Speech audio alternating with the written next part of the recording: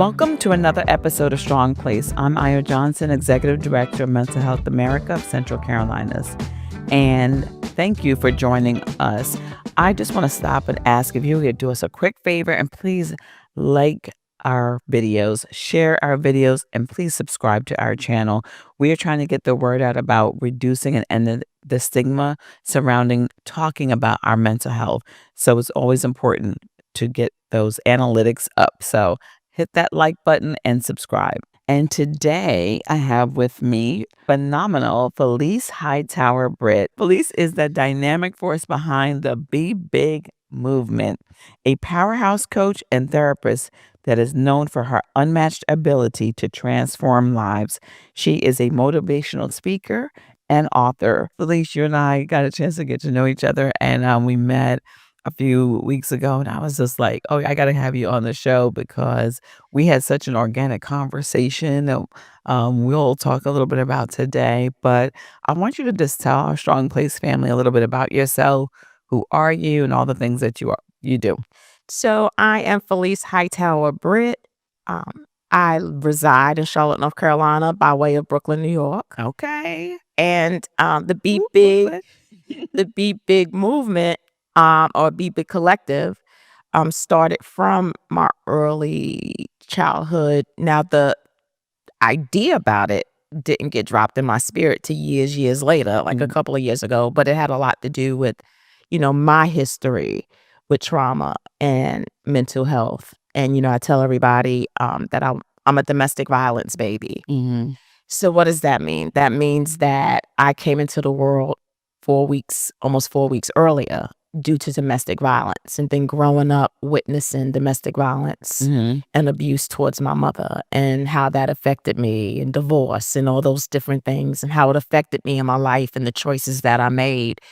And as I got, rose up in age, I started realizing that I was bringing a lot of that, of my past and my trauma, with me into choices and decisions um, that I was experiencing. Mhm. And so that's how Be Big really formed Okay. with me. Was Be Big kind of like the antithesis to thinking small? That's a great question. And so Be Big is an acronym. It stands for boundless, empowered, bodacious, intuitive, and grandiose. And absolutely, right? For Mhm. many years, I thought it was okay to hide and to play small and to not take up spaces, or to feel some kind of way about my truth and my voice, my opinions, and what it is that I had to share and offer the world. Mhm. And it just, a couple of years ago, I just started having these moments with myself. And then eventually moments with God, where I was like, something's got to give. And something was brewing and birthing on the inside of me. And I didn't know exactly what it was until I got still and I got prostrate and I surrendered. Mhm. Right.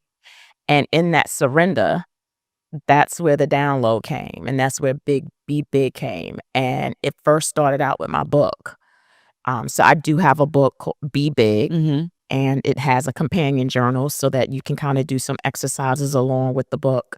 But that's where it started. And I want it to be a collective. I want it to be a movement, because I believe and want to give people a blueprint to take up spaces, right? So I tell people all the time, I'm an unapologetic Christian. So what does that mean? I serve a big God who is unboxed. Oh, that's right. So if he's unboxed and I am made in his image, then I am called to be big. Mhm. I am called to take up spaces. I am called to no longer hide. It's not necessary. Right. And so I want to teach other people that blueprint about how you can come out and be all that you were created to be, because you were fearfully and wonderfully made. Mhm. And it is your right. Yeah. It is your right to be big and to take up spaces in whatever rooms those are. Right. And so I want to make sure that I am an example so that people know that they have the permission to do the same. I love that. I love that, especially in Women's History Month when I feel like, in this like current climate, it's almost kind of like this unspoken thing that wants women to get quiet again, right? Especially Black and brown women. Yeah. Yes. And Women's History Month, that comes right after Black History Month. It's time for us to take up space. Absolutely. It's time for us to stand in our power. And I don't want to get political, but I think that there are people out here that don't want Black women to do that. They don't want us to have a voice. They don't want us to speak up. They don't want us to empower one another. So I love everything that you said. It's something actually that God just always works things out. He always brings me into the space of people that I need to be in, because I would say in the last few months, that's the kind of like the encouragement I've been giving myself is don't be afraid to stand in the power that God gave you. I tend to, as soon as I get too much attention, I tend to get really, really nervous. And that's, part of my own personal mental health journey is being like fearful of too many eyes on me because of things that happened to me when I was younger. And as a result of what I consider like, attention.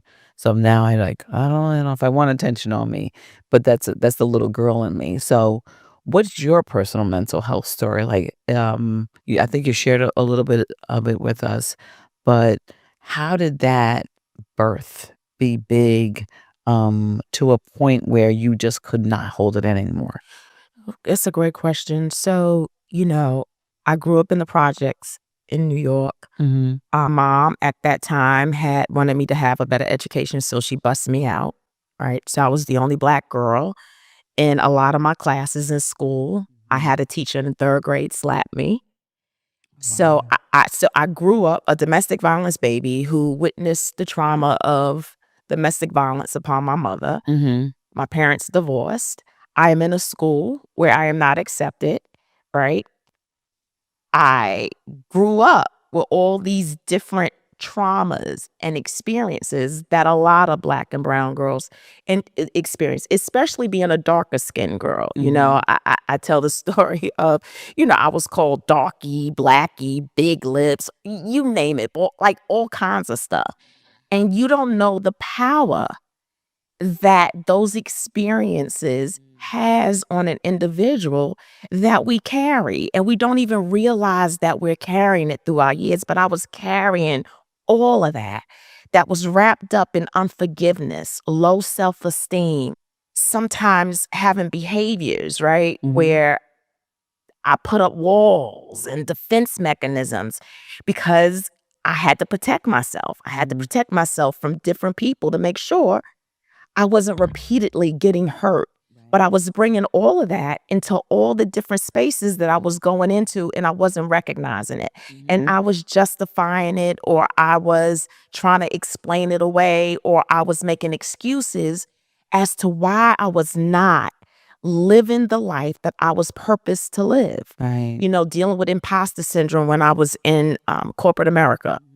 I went to Johnson C. Smith University. I'm going to give it a shout out. Okay. Shout out to Johnson C. Smith. And so I have an economics degree, right? And Mhm. so was in corporate America for a long, long time, dealing with imposter syndrome, really, really miserable because that just wasn't my space. But it was supposed to be my space for that time, but I didn't realize it. Mhm. But I brought all of my, dealing with microaggressions, which people do not understand It's real. what it is. Very real. Because one of the things that I talk about too when I get into spaces, especially with men, is the level of grace that Black women require. If you Mm. only knew what it is like for us to walk in our shoes, you would give us more grace. We show up the way that we do, a lot of it due to the racism, the discrimination that we experience, and the microaggressions on a daily basis. Yes. How many representatives we have to have? I have to be somebody in the hood. I have to be somebody in corporate America. I have to be somebody with my husband. I have to be somebody with certain friends and groups. Do you know how In much the energy that church. takes? Mhm. The church. Am I right about that too? Right. Do you know how much energy that takes? A Where you lot. come into all these spaces and I'm not enough. Right. Whew. A fearfully, wonderfully created individual, and that is not enough in the spaces that I walk into. Talk And about it. so I had enough. I said, how can I call myself a Christian, read the word, try to live the word, and I'm hiding. And I've got all these different representatives that don't and aren't me. They are made up so that other people can feel good when I walk into a space. That is not my responsibility to make you feel good. Now, if you feel a certain kind of way when I come into a space, that's your work. That's not mine. You have to evaluate why when we come into spaces, you get intimidated. All of a sudden, we're the angry Black woman. We're the passionate Black woman.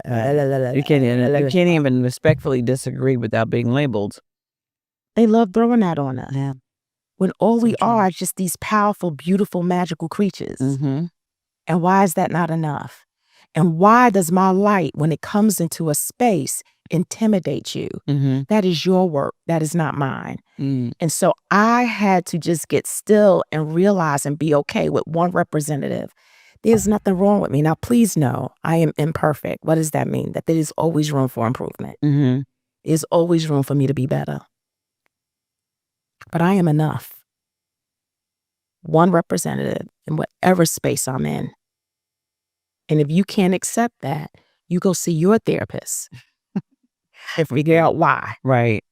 No, I love that. And that is honestly about being big. You said something that just kind of like struck a nerve with me, but I wanted to go back a little bit to you talking about being teased about your complexion, because I think oftentimes people think that's only on one side. And I remember being a preteen in church, maybe even prior to that, and being called Oreo and zebra. You know, kids are cruel in general. They just find something to tease you about.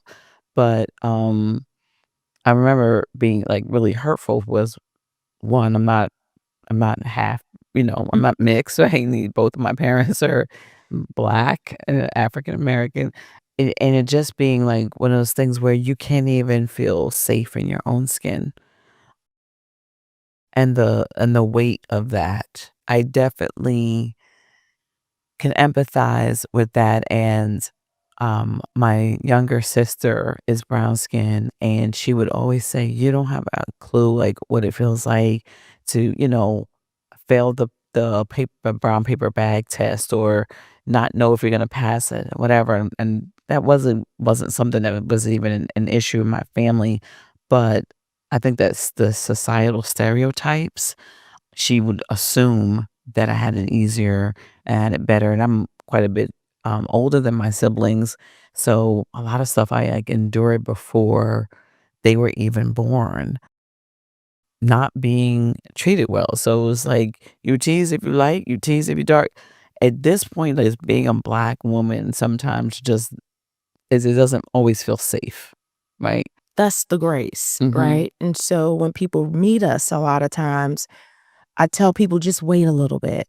Just wait before you pass judgment. Wait before you immediately make a decision about someone, because a lot of times you're meeting a wall or a way for us to stay safe.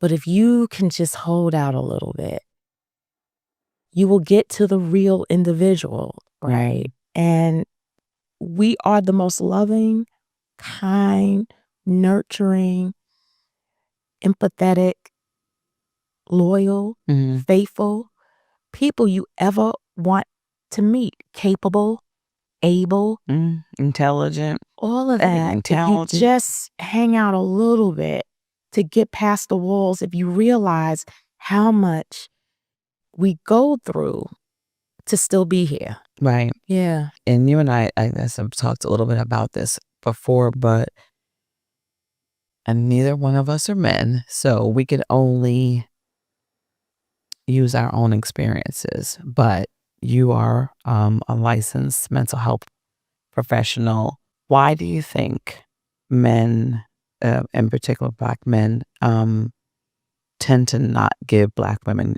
the grace that we really need? That's a great question. And I think a lot of it has to do with our history, right? With slavery. I think that as women, we have to take some equal accountability for where we've gotten to when it comes to us and our relationship with Black men Mm-hmm. and how they view us.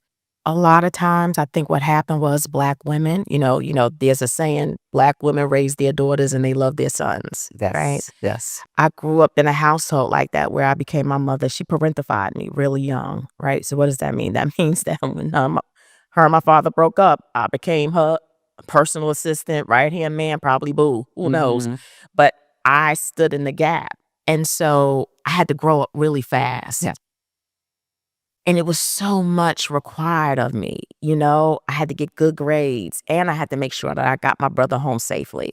Where my brother, if he got a C, it was okay. But for me, unacceptable. It was just this different standard. I had to come in at a certain time, but he could kind of get in. It's like, it was just different. And so my mother loved both of us. It just looks differently, Mhm. right? And so what does that do? I believe it waters our men down. And they did that to remove the fire out of our Black men so that they wouldn't get lynched. Because I believe that when they came here and they were in slavery, I believe they had a fire that was out of this world and were willing to leave the slave master, willing to die. But in order to see her son another day, you start treating them differently to take that fire away, right? Yeah. And so now, but we kept the fire, whereas they kind of dwindled it for them. Mm-hmm. And so I think a lot of men, Black men, don't think that they can match our fire. And then don't get me wrong, Black women can be a lot. That's why I tell some of them, like, come on, first of all, we got to give a Black man our whole resume. Well, I have a master's, I got this, I got that, and what else you gonna do? Mm-hmm. If you're sitting at home, go ahead, get a master's. But you don't have to give a Black man your whole resume. You know what I mean? Just be you. And there's this softness Mm-hmm. that I think our men need from us, that it takes a while for them to scrape away the barriers to get to us. Mm-hmm. And so other women of other ethnicities who don't have our culture, who don't have our history, they are afforded that. White women, a lot of them, not all of them, but most of them grow up seeing two-family households. They see. White women know what arguments to have and what battles to choose. Everything's not a battle and they're not going to war. Right. But with us, everything is a battle. Everything is a war. I remember when I was doing some therapy with young Black boys, one of the things that I heard them say about their mother was, my mother's so angry. Mm-hmm. Every time I come home, everything is a yell. Everything is at a high octave. Right. And then you wonder why your son not looking for you when he get married. He wants to get as far away from that as he possibly can. Right. Men want peace. Mm-hmm. A lot of Black women possibly do not give our men peace. Yeah. But and I agree with everything you said. I'm thinking about that mother that the son said, everything is an argument, everything is this and everything is that. I have a friend that has got a similar disposition.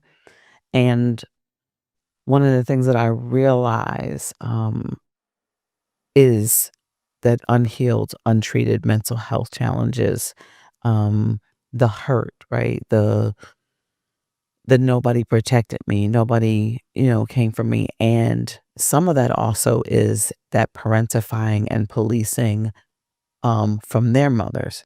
And I think about her history and how she has a number of siblings, and the mom, and I love her mom to life, but she treated the daughters very differently than she treated the sons. She invested money into the sons, into their talents, sent them to all types of lessons and instruction and everything, and they really could not do any wrong. And she didn't get any of that. And so I think that there's this like frustration that a lot of us just kind of have like very deep in our soul. And then when you have kids, the frustration, almost everything you say comes out like sounding like you're frustrated. And one of my staff said recently that anger is sadness's bodyguard. And I kept reading it over and over again. And I'm like, that right there, that angry Black woman label that a lot of times we get because we come off angry and frustrated with the world is bodyguarding the sadness that we feel Deep sadness. And then we're for not allowed not to be feeling soft. seen a lot. Not allowed to be soft. Yeah. We're not allowed to be weak. Mm-hmm. You know, so you have a lot of Black women who refuse to stop being a superwoman. Yeah. Right? Nobody sees us. Yeah. And so they only look to us. It's so weird, right? Even in hospital settings, you know, Black women don't get the same care. And this is what they admit to, because our pain tolerance is so high. So we don't get listened to. Assume it's high. Or they assume it's high. Right. So we don't get listened to. Oh, you're going to be okay. How many Black women are dying? Right. Or they think we're exaggerating. If I tell you, if you say, oh, a scale of 1 to 10, and if I tell you it's an 8, you're like, well, you're not hollering, so it can't be an 8. So Yeah. we can't be seen. Who wants to be with someone who's a superhero all the time? You know, do you want to date, you know, Wonder Woman all the time? No, you want a real human being who has feelings and can be vulnerable. Well, we don't have that we're not afforded that. And so because we're not afforded that and we walk in that constantly, right? We're always kind of not looked at, left behind, you know, not acknowledged, you know, but what's so crazy about it is that you secretly do know the power and magic of Black women. And you secretly covet it. And so what do? You try and create these narratives about Black women and propaganda about her, talking about there's not these rooms that she can go into. There's no room out there that a Black woman can't go into or hasn't kicked the door down. None. Yeah. Can we hold for a sec? Can somebody give me some tissue, please?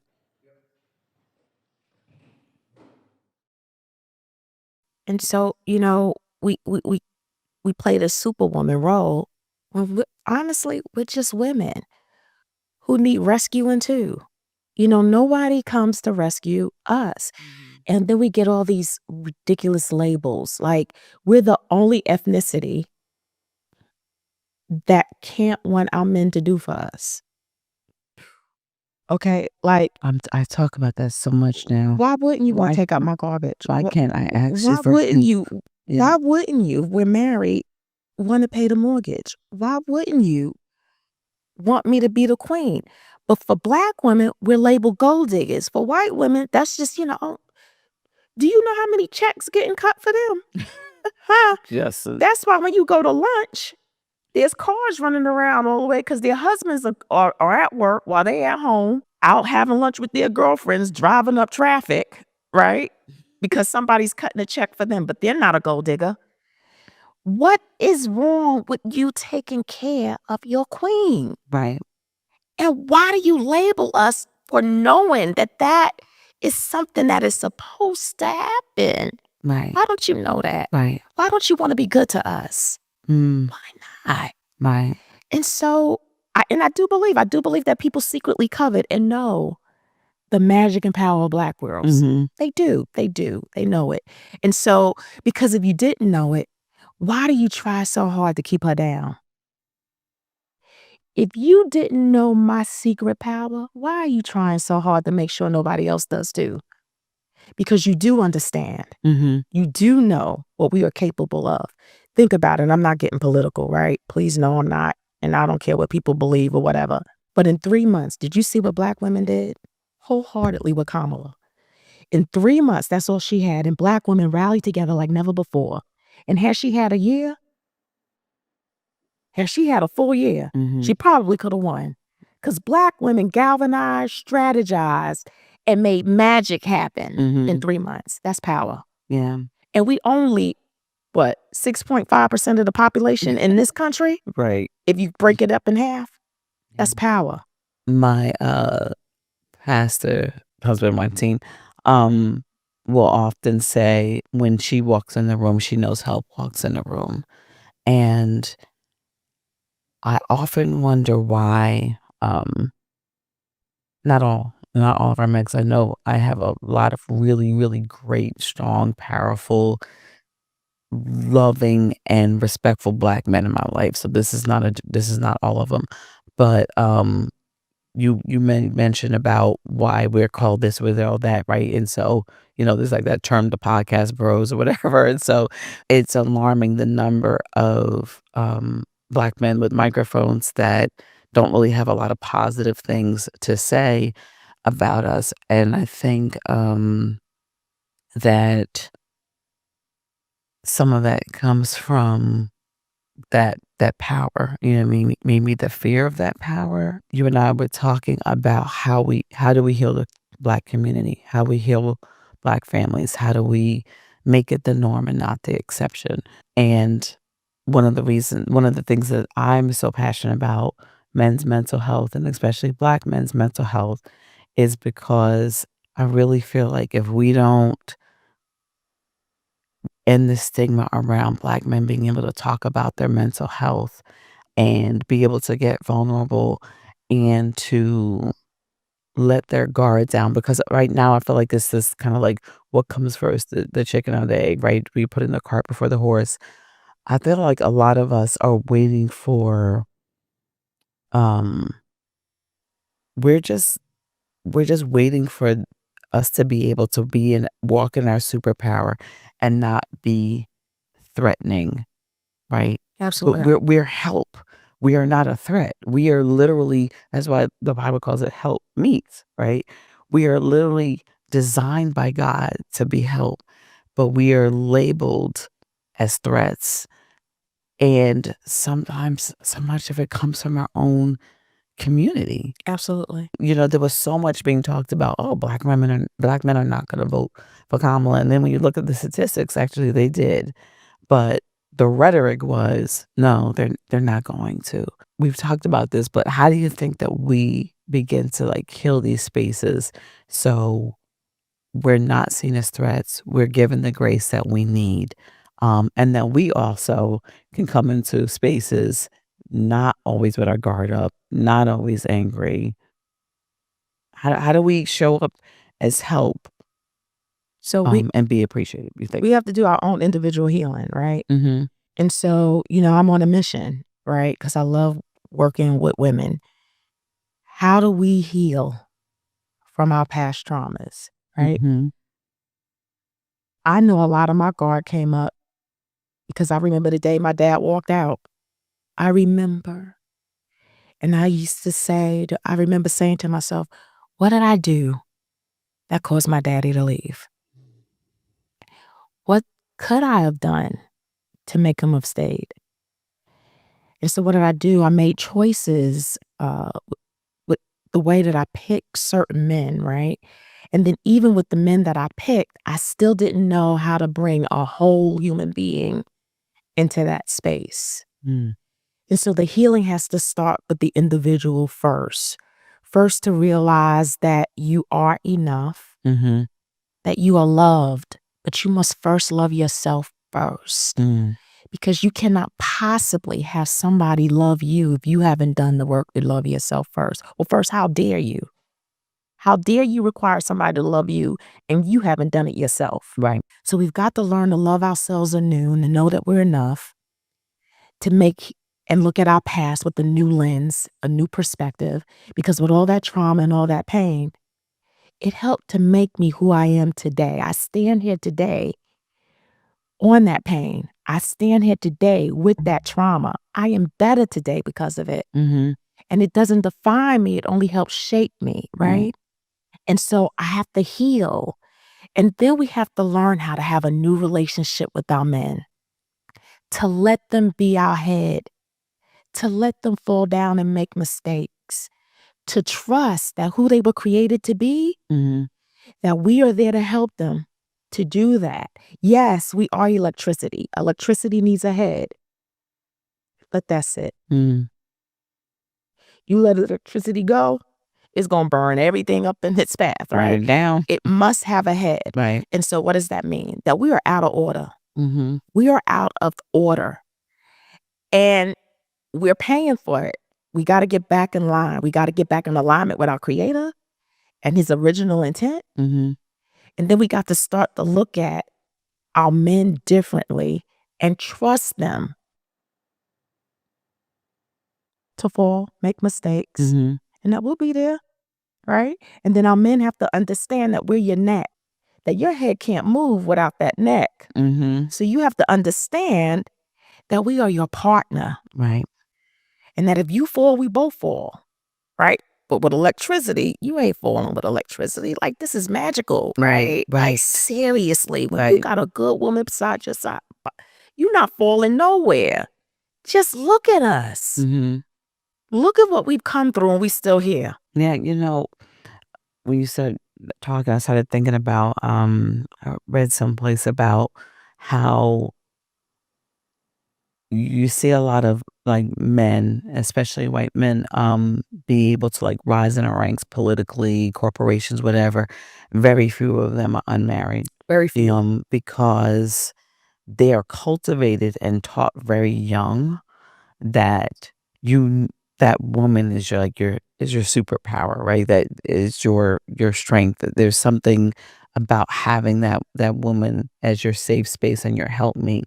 So it's just interesting. I don't know. But it's apples to oranges, right? Because first of all, because I don't want people to think like, oh my gosh, Caucasian men got it. No, that's not it. Mm-hmm. We have 400 years of systematic breaking down mindset Mm-hmm. of the Black family. We come from a history of family. Mm-hmm. We come from a history of Black men loving on their Black women. Mm-hmm. That is our history, and we taught it to them. Mm-hmm.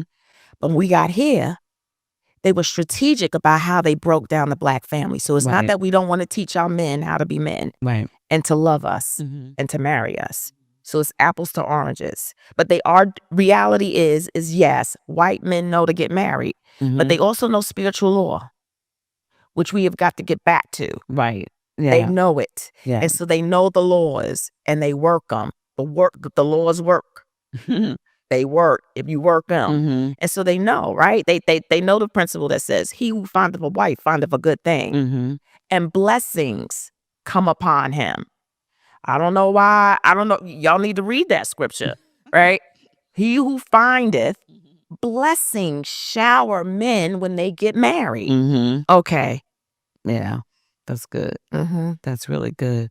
What comes first, right? What comes first? The healing. Women saying, I trust you, I got you. We kind of, because I think that, I think we got a lot of women out here trying to do that, but we're still not getting anywhere. So we got to go even further.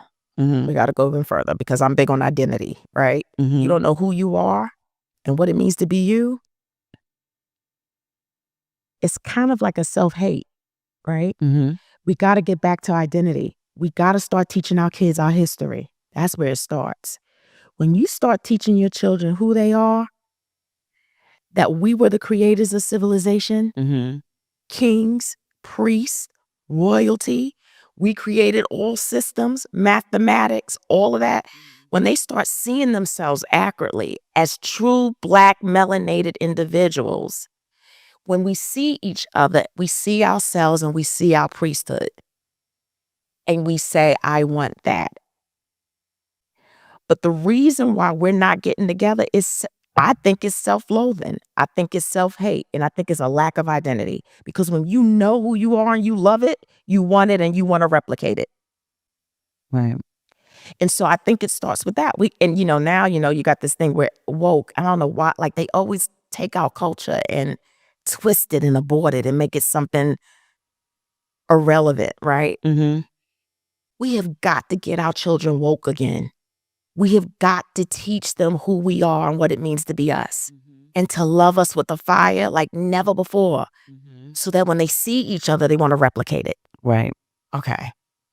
It's going to start there. So what I think I heard you say is it's not the man has to go first, the woman has to go first. We've got to figure out a way to go together. Thank you for bringing me back. That's what a good host does. Thank you. Okay. Absolutely. So we got to figure out, first of all, how to have dialogue and be in rooms together where it's not a competition. Right. I'm not competing with you. And I see your light, you see my light. Can you just accept it as it is? It doesn't mean I'm better than you. Now, I might have done more work in some areas or whatever.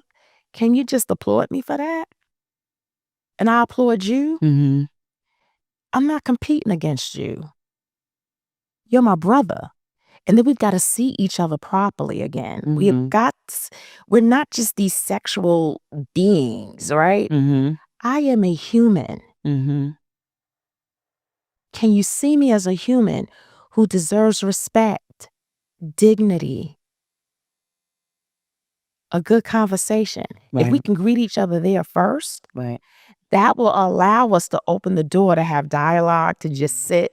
But it's always this main, like, lustful attraction first. Well, I wasn't attracted to her. So you never get past that. Right. So now we got to see each other anew with respect Mm-hmm. and just sit and have beautiful, non-competitive conversation dialogue where we listen for understanding, Mm-hmm. where I'm really listening to you and what you have to say. And sometimes there's a lot of stuff you got to get past the representative and just sit, give it a break, just sit still and listen for understanding. And then, do the work, summarize. You got to talk long enough to drill down to the real thing because a Yeah. lot of times we're surface. Yeah.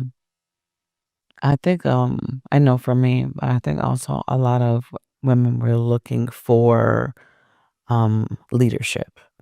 And so and I see a lot of women say this like on social media, and I've even my friends they'll say, "Oh, I'm following his lead. So if he doesn't lead off with this, I'm not going." And then I hear, men say, we're not going to just put ourselves out there. We need a hint from her that this is okay or whatever.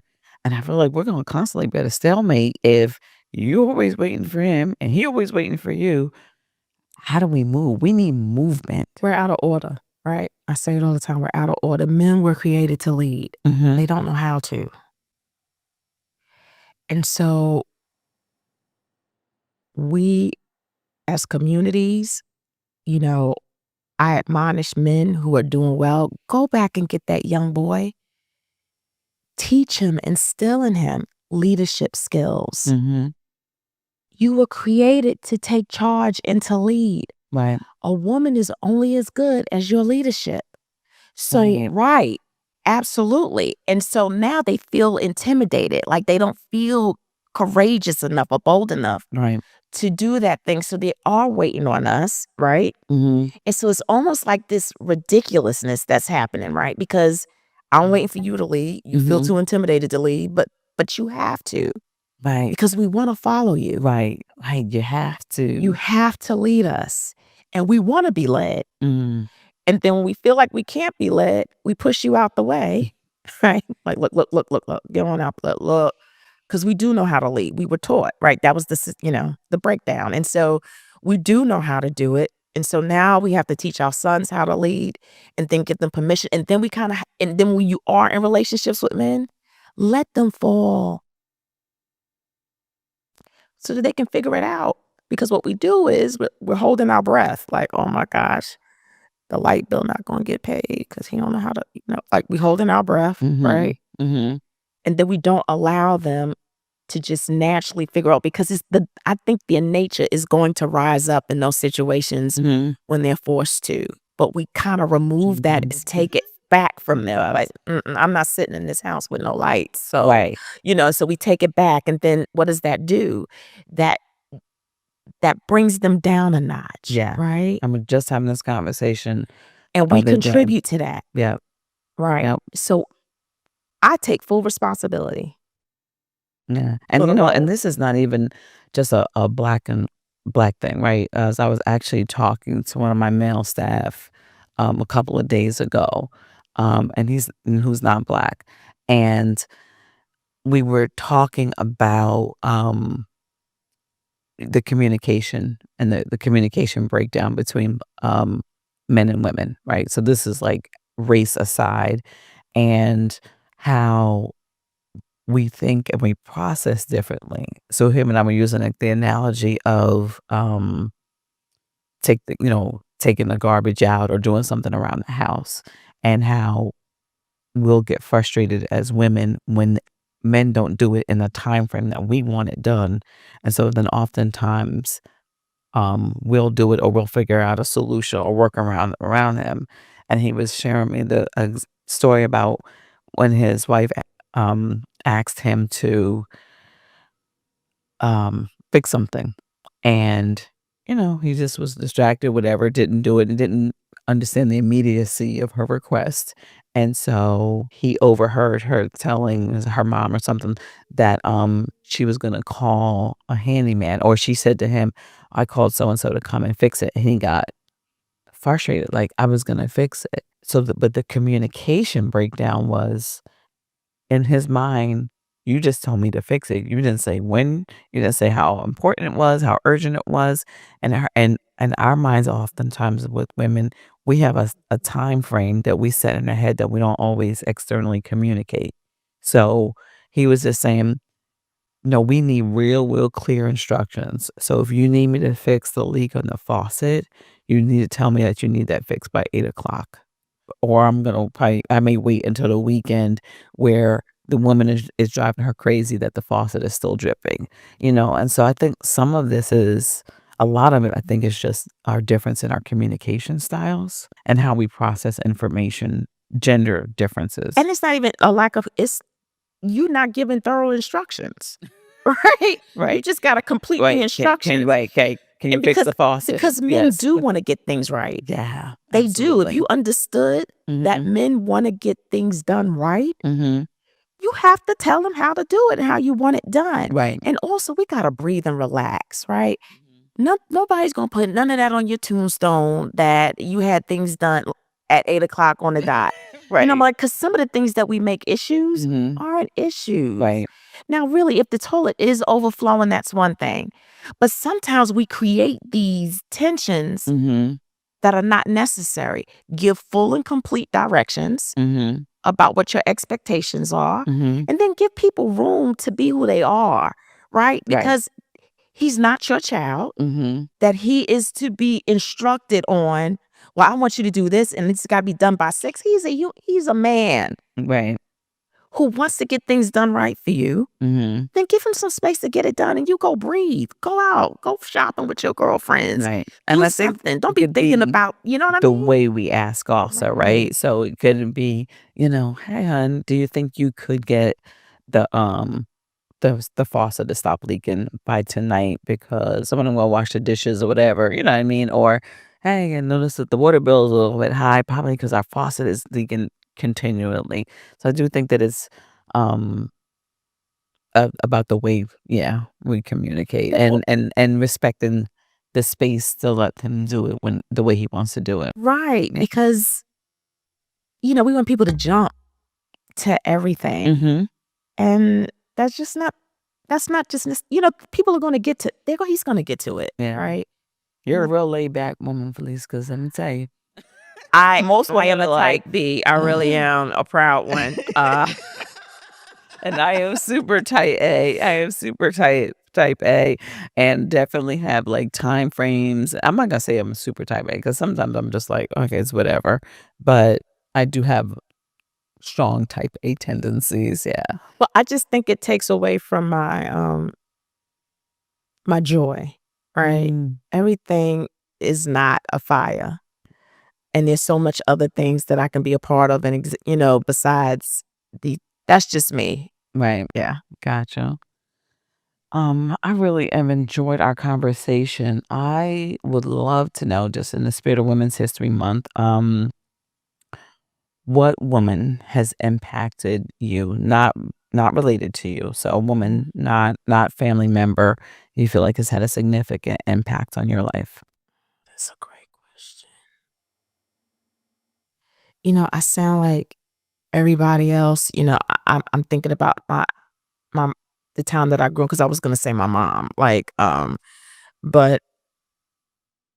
I guess it would have to be Oprah, right? And I tell you why Oprah, and I know she's the one that everybody picks.